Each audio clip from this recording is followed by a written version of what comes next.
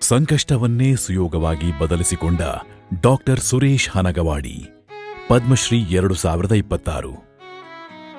1963ರಲ್ಲಿ ಜನಿಸಿದ ಇವರಿಗೆ haemophilia B ಇರುವುದು ಪತ್ತೆಯಾಯಿತು.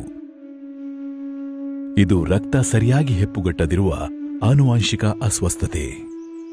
ನನ್ನ ತಾಯಿ ನನ್ನನ್ನು ಒಂದು ಪಂಜರದಲ್ಲಿ ಗಿಳಿ ಹೇಗೆ ಸಾಕ್ತಾರೋ ಆ ಥರ ನನ್ನ ಸಾಕಿದ್ರು.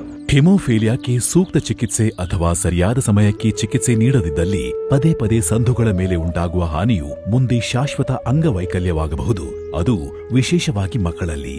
ಬೆಳೆಯುತ್ತಿರುವಾಗಲೇ ಈ ಕರಾಳ ವಾಸ್ತವವನ್ನು ಅನುಭವಿಸಿದ್ದ ಡಾಕ್ಟರ್ ಸುರೇಶ್ ಹಿಮೋಫಿಲಿಯಾ ಹೊಂದಿರುವ ಇತರ ಮಕ್ಕಳು ಸಾಮಾನ್ಯ ಜೀವನ ನಡೆಸಬೇಕೆಂದು ಬಯಸಿದ್ದರು. ನಮ್ಮ ಮಾಮನಿಗೆ ವಿಪರೀತವಾದ ತಲೆನೋವು ಶುರುವಾಯಿತು. ಅಲ್ಲಿ ಡಾಕ್ಟರಿಗೆ ಅವರು ಹೇಳ್ತಾ ಇದ್ದಾರೆ, ನನಗೆ ಹಿಮೋಫಿಲಿಯಾ ಇದೆ, ನನಗೆ ಬ್ರೈನ್ನಲ್ಲಿ ಬ್ಲೀಡಿಂಗ್ ಆಗೋ ಸೂಚನೆ ಇದೆ, ನನಗೊಂದು 2-3 ಬಾಟ್ಲ್ ರಕ್ತ ಕೊಡಿ ಅಂತ ಅಂಗಲ್ ಹಚ್ಚಿದ್ರು. ಅವರಿಗೆ ಒಂದು ಸೈನಸೈಟಿಸ್ ಇರಬೇಕು ಅಂತ ಆ್ಯಂಟಿಬಯೋಟಿಕ್ಕು ಪೇನ್ ಕಿಲ್ಲರ್ ಕೊಟ್ಟು ನಮಗೆ ಅವತ್ತು OPD ಯಿಂದ ಹೊರಗೆ ಹಾಕಿದರು. ಅಲ್ಲಿ ಒಂದು ಪಾರ್ಕಲ್ಲಿ ಅಂಥ ಎಕ್ಸ್ಕ್ರೂಷಿಯೇಟಿಂಗ್ ಪೇಯ್ನಲ್ಲಿ ಅವ್ರು ಹೇಳೋದು ಮರೀಲಿಲ್ಲ, ಅದಕ್ಕೆ ಕಣೋ ನೀನು ಡಾಕ್ಟರ್ ಆಗಬೇಕು ಅಂತ. ಅವರು ಒಂದು ವಾರದ ನಂತರ ಸಾವನ್ನಪ್ಪಿದರು. ಅವತ್ತೇ ನಾನು ಒಬ್ಬ ವೈದ್ಯನಾಗಲೇಬೇಕು ಅಂತ ಸಂಕಲ್ಪ ಮಾಡಿದೆ. ಡಾಕ್ಟರ್ ಸುರೇಶ್ MBBS ಮುಗಿಸಿ ನಂತರ ಪೆಥಾಲಜಿಯಲ್ಲಿ MD ಪದವಿ ಪಡೆದರು. ತಮ್ಮ ಮೊದಲ ಸ್ಟೈಪೆಂಡ್ನಿಂದ ಕರ್ನಾಟಕದ ಮೊಟ್ಟ ಮೊದಲ ಹಿಮೋಫಿಲಿಯಾ ಸೊಸೈಟಿಯನ್ನು ಆರಂಭಿಸಿದರು. ಸವಾಲಾಗಿದ್ದು ಔಷಧಿಗಳು ಆಮದು ಮಾಡಿಕೊಳ್ಳಬೇಕಾದ್ದರಿಂದ ಇವು ದುಬಾರಿಯಾಗಿದ್ದವು. ಯಾವೊಬ್ಬ ರೋಗಿಯೂ ಚಿಕಿತ್ಸೆ ಇಲ್ಲದೆ ಬಳಲಬಾರದು ಎಂಬ ಉದ್ದೇಶಕ್ಕಾಗಿ ಅವರು ಚಿಕಿತ್ಸೆಗಾಗಿ ಹಣವನ್ನು ಸಂಗ್ರಹಿಸಲು ಆರಂಭಿಸಿದರು.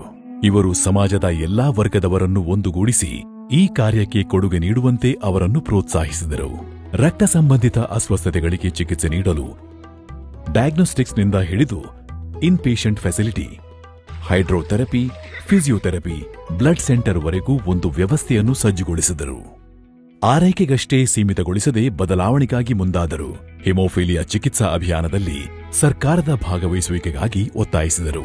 2005 ಮೊಟ್ಟ ಮೊದಲ ಬಾರಿಗೆ ಇಡೀ ರಾಷ್ಟ್ರದಲ್ಲಿ ಮೊದಲ ರಾಜ್ಯವಾಗಿ ನಮ್ಮ ಕರ್ನಾಟಕ ರಾಜ್ಯ ಹಿಮೋಫಿಲಿಯಾ ಚಿಕಿತ್ಸೆ ಅಭಿಯಾನದಲ್ಲಿ ಪಾಲ್ಗೊಳ್ಳುವಂತಾಯಿತು. ಸಹಾನುಭೂತಿ ಮತ್ತು ಧೈರ್ಯತನದ ಬದುಕಿನ ವಿಷಯ ಬಂದಾಗ ಡಾಕ್ಟರ್ ಹನಗವಾಡಿ ನಮ್ಮೆಲ್ಲರಿಗೂ ಆದರ್ಶ ವ್ಯಕ್ತಿಯಾಗಿ ಹೊರಹೊಮ್ಮುತ್ತಾರೆ. We lack only clotting protein in the blood, not gene, not intelligence. And with proper treatment ನಮ್ಮ ಹಿಮೋಫಿಲಿಯಾ ಮಕ್ಕಳು ಈ ಡಿಸಬಿಲಿಟಿಯಿಂದ ಮುಕ್ತರಾಗಬಹುದು, ನೋವಿನಿಂದ ಮುಕ್ತರಾಗಬಹುದು.